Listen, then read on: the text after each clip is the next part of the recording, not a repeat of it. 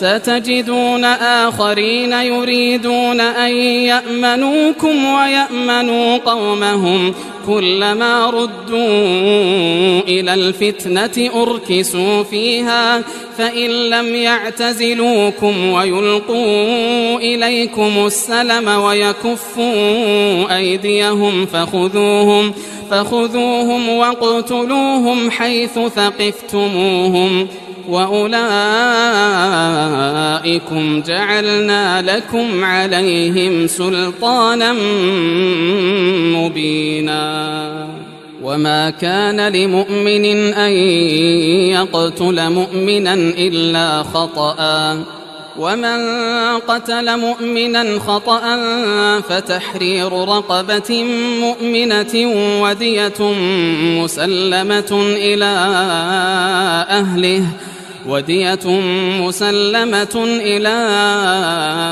أهله إلا أن يصدقوا فإن كان من قوم عدو لكم وهو مؤمن فتحرير رقبة مؤمنة وإن كان من قوم بينكم وبينهم ميثاق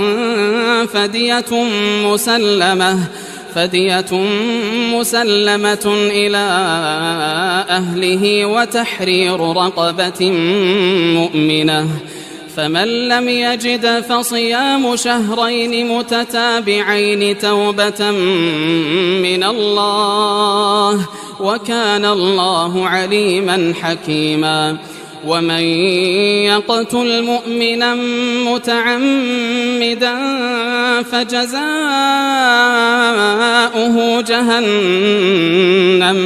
فجزاؤه جهنم خالدا فيها وغضب الله عليه ولعنه وأعد له عذابا عظيما يا أيها الذين آمنوا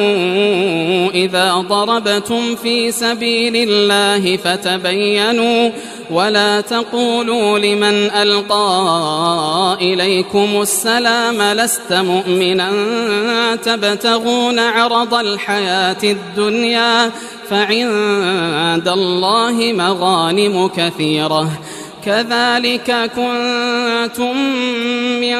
قبل فمن الله عليكم فتبينوا إن الله كان بما تعملون خبيرا لا يستوي القاعدون من المؤمنين غير أولي الضرر والمجاهدون في سبيل الله بأموالهم وأنفسهم فضل الله المجاهدين بأموالهم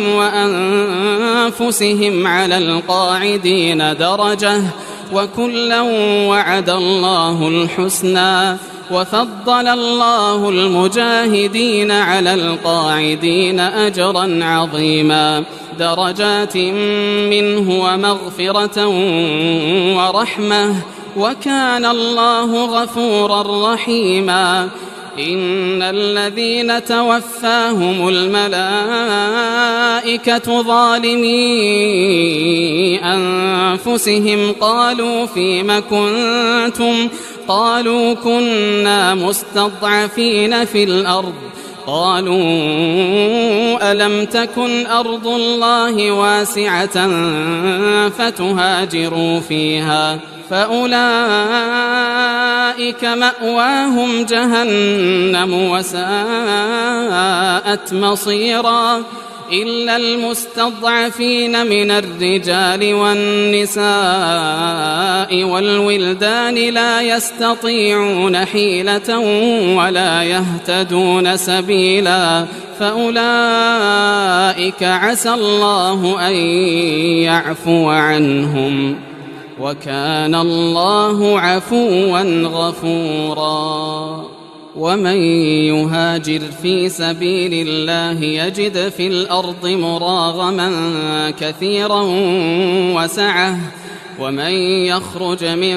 بيته مهاجرا إلى الله ورسوله ثم يدركه الموت فقد وقع أجره على الله